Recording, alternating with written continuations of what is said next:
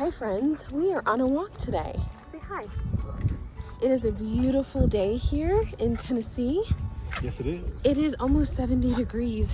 Which is trippy. And we're in the month of February.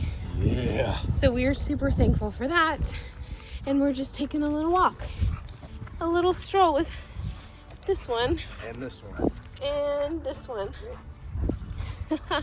Our sweet little family. Yeah. So, today we want to talk about a topic that a lot of you might be going through. Mm-hmm. If you are new here, we are 1 in 8 couples who deal with infertility. Yep. I am the one that is contributing to this. After getting an ERA test done, we found out that my body needed more progesterone in order for an embryo to implant. And that was the missing link for us, thankfully. But we tried conceiving naturally for 10 years. It did not happen. We did 3 medicated cycles of Clomid, 2 IUIs that failed, 1 frozen embryo transfer that failed. Mm-hmm. We did an ERA test to determine how long my lining needed progesterone, and then the second transfer worked. So here we are. At this moment, we are 31 weeks pregnant, and we are so ecstatic. Yes, we are.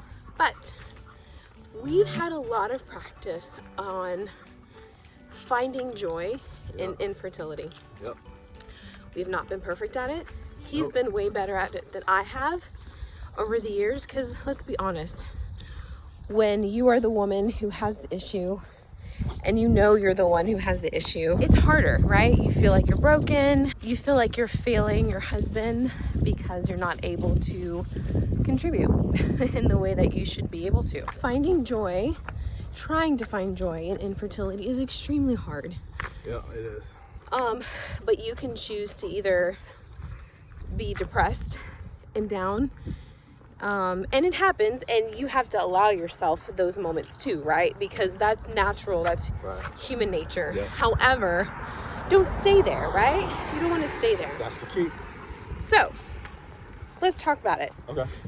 Let's talk about that. Let's talk about how do you press through? How do you find joy in the midst of infertility in your journey? Yes.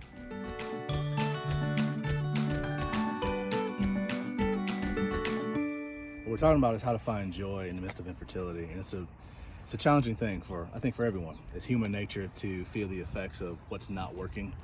Your emotions hit you in all different kind of ways. It's tough, it's gut-wrenching, it's disappointing, it's very defeating. You know, this can be used as motivation and fire for us to continue to fight. So, you know, when we did have defeat, when we did have 2 failed IUIs, and we used Clomid, we used all these other things, and nothing worked, and attempting for 10 years, you know, it became more fuel for the fire, and less of reasons to quit and stop and wallow in depression. Now, with that said, we did feel everything. We did process everything. However, we didn't stay stagnant. We felt it, we understood it, and then we put a plan together and said, okay, because of our history, because of what's not been happening, we now have multiple reasons to continue to fight. I'm asked all the time from various women, should I keep going? Should I keep testing? I was told that my chances aren't great, XYZ. And I can't tell you if you should keep going. Only you know that. Only you know what you're capable of. Only you know what your marriage is capable of, your finances are capable of. I can just speak for our experience. And just like Mondo mentioned before, for us, you know, it was a 10-year process. And to say that we were nonstop grinding, going at it every day of the year, that's not the truth, right? I mean, there are times where you have more of a fight in you, and there are times where you have to lay it down. And I think that if you keep going too much and too hard all the time, I think that you will burn out, and you might cause all kinds of issues, right? And you will find yourself in a depressed state. So with all that to say, there were times where I had to find joy in other things that were going on in my life. whether that was working out, focusing on the goals that I was going towards, raising a puppy, and that being something that I was able to nurture, and that kind of filled a little bit of what I was yearning for so long. Spending time with family, doing other things, finding joy in the other things in life, because infertility can steal so much from you if you let it. And I think it's so important to not allow your fertility to be the one focus day in and day out, the thing that you were thinking about all the time. I would be remiss if I didn't mention my faith in God, and how the Lord taught me so much through this process, and trusting in Him, and realizing that I really didn't have much control at all, and that Mondo and I could do but so much in trying to conceive, but in the end of the day, it was really what He said. So for you, if you're wondering, should I keep going? Only you know, right? But if you don't know that answer, put it to the side for a moment. Find joy in the things that you can get happy about. Because being a mother, I'm sure, is one of the greatest gifts, but it's not the only gift, right? And so there are things in life that you can find to get happy about. And so whether that's going on a vacation with your husband, or finding a new hobby, or getting a new puppy, or whatever that looks like for you, that you think that would be just so exciting, or can get your mind off of fertility for a while. And you would be amazed at what happens when you allow yourself that space. When you're not constantly consumed with fertility, you will find those answers that you're looking for. And you'll say at some point, hey, I have the strength. I'm gonna keep going at this. For us, that was it.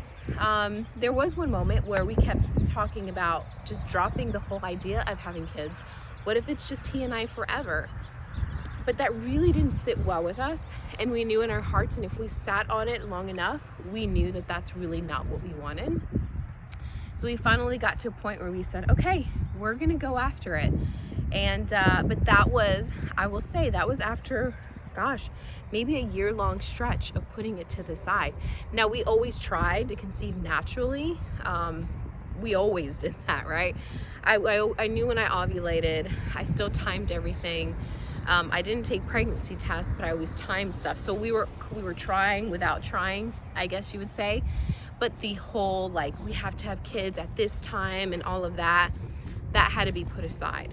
And so finally we got to a point where we said, okay, IVF was our last go, and this is what we're gonna do. And thankfully for us, it worked. Your situation might be different, so you really have to just talk to your spouse about that, your significant other, your partner, if you have one. The other thing was, we were open-minded to adoption and fostering.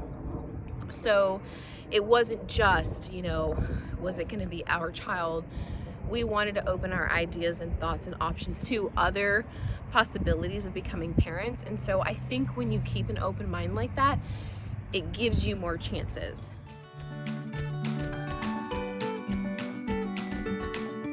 Has it been easy? No, absolutely not. Has not been easy, but it's been very fruitful. And we have learned a lot about what we're made of, man. This journey has showed us, really told the truth on who we are inside, and exposed us to ourselves. It showed us what we're truly made of. And the only way you find out what you're made of is by getting back up and continue to fight. And so, for me on my end, all I have to do is pull myself together so I can be Salina's rock, okay? I have to be her rock when she's having the moments that she's definitely justified to have. I have to be something steady that she can lean on, someone that she can look to and glean the strength and acquire strength from.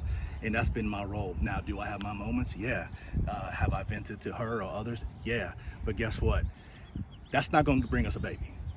Okay? Like that, by wallowing in, it's not going to get us a baby. We have to keep on fighting. And until our bodies and our reproductive organs just stopped working all over us, we got too old and old as dirt or whatever, we were going to continue to go. I don't care if that was upwards to mid 40s and 50s, we had to.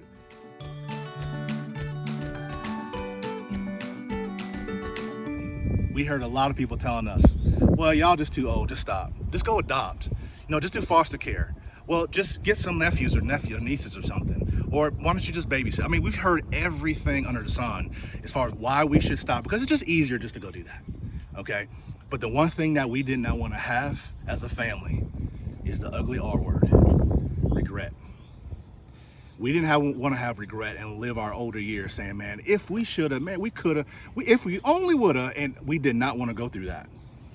So we decided to pull our boots up, pull our resources together, pray, cry, feel, do, work, try, fall, get back up, ask for help, glean off of others, seek positivity, get rid of negativity, and we say, you know what, we're gonna do this doggone thing. Hell or high water, we're gonna do it. And we got to fight. And that's the only option we had, is fighting. That's what you got to commit to. What are you committing to? Are you committing to the result?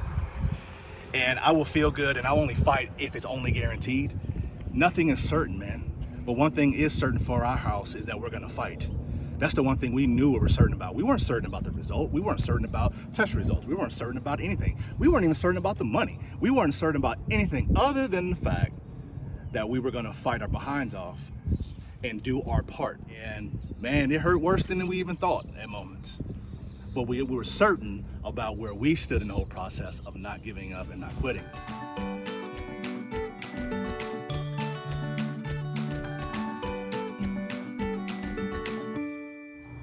There's a couple of things that we found joy in throughout the process that, I don't know, they might not seem obvious, but it's little stuff. Like this right here. Yeah. What we're doing right now. Taking walks, you know, little getaways, date nights. Yeah. Cuddle time with us and the pups. Finding the sweet times that we knew that once a child came, we wouldn't have that same type of household anymore. True. So embracing the moment, finding the sweet spots of your everyday life, being grateful for what you do have versus, sometimes we did focus on what we didn't have, and those days didn't go so well. But we would, recalibrate ourselves back to a place of positivity by remembering the blessings that we do have, whether it be family, friends, each other, our moments, memories, even though we did strive for family expansion and having children in the house and little bitties and everything. We couldn't focus on what we didn't have. And, so my suggestion is, take some time to look at the little stuff. What's happening in everyday life that you can be thankful for. That got us through a lot of times. It did seem to help us. So comment below. Tell us what are things that have helped you so that other women and other men who are going through this, it can help to give them ideas on how to get through this very difficult journey called infertility. Yeah. So tell us what helped you. Are you on the other side? Are you still going through it? We want to know. We want to hear your heart and where you are on this situation. We can only speak from our experience, and so this is what it is, and I hope that it can be helpful to some of you, to any of you. That's why we do it. Yep, that's why. So thank you for sharing this moment, this time with us. We think of you guys often. We would not be doing this if it wasn't for you. Yep. That's it. That's it, boo. All right, y'all. Appreciate y'all so much. We will talk to y'all on the next video. See you then. Peace.